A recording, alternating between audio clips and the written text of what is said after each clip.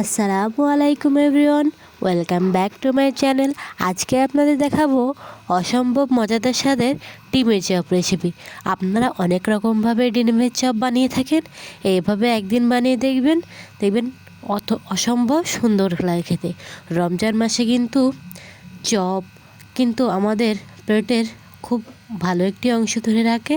So আমরা এটা বানিয়ে দেখব।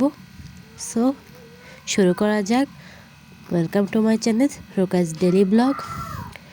সো আমি আগে থেকে আলুগুলোকে সিদ্ধ করে নিয়েছিলাম। এবার একটি গ্রেটারের সাহায্যে আলুগুলোকে গ্রেট করে নিব। আপনারা চাইলে ম্যাশ করে নিতে পারেন, কিন্তু গ্রেট করে নিলে একটি সুন্দর স্মুদি ভাব আসে। এবার এর ভিতরে আমি একে দিয়ে দিব চিলি ফ্লেক্স, পেঁয়াজ বেরেস্তা এবং পরিমাণ মতো লবণ। আমি এখানে 2 টেবিল স্পুন লবণ ব্যবহার করেছি। দিয়ে দেব স্বাদ মতো মরিচের গুঁড়া, আর দিয়ে দিব ধনে গুঁড়া, জিরে গুঁড়া। এবার সকল উপকরণগুলোকে সুন্দর করে আলতো হাতে আমি মাখিয়ে নিব। একটু সুন্দর করে মাখিয়ে নেবেন। আপনারা চাইলে অল্প তেল এর ভিতরে অ্যাড করতে পারেন। আমি আজকে 2টো ডিমের চপ বানাবো, তো আমি এখানে 2টা ডিমকে অর্ধেক করে কেটে নিচ্ছি।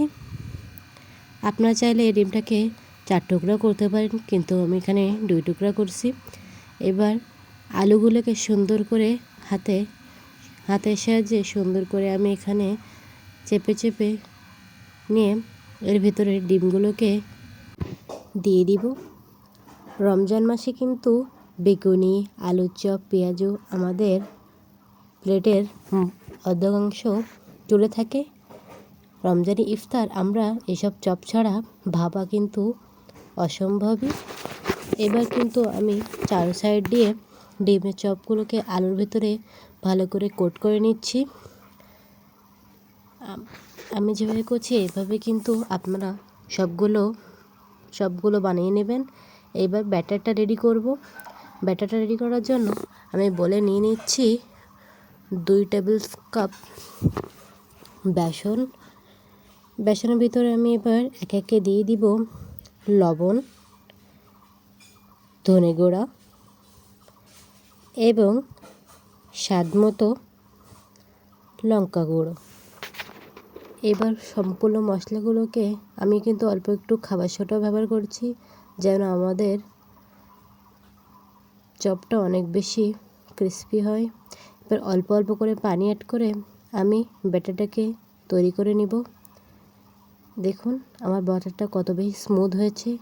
টেক্সচারটা কিন্তু একবার দেখিয়ে দিয়েছি আপনাদের।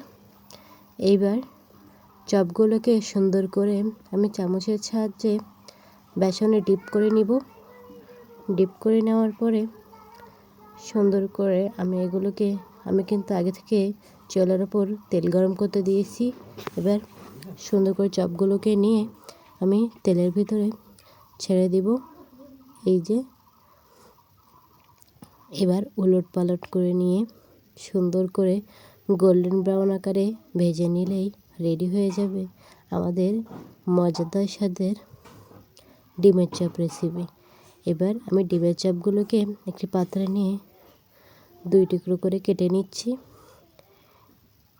যে আমি যেভাবে কেটেছি এভাবে আপনারা কাটতে পারেন। এবার এর উপর থেকে গার্নিশিংয়ের জন্য ছড়িয়ে দেব শসা কুচি ও টমেটো সস।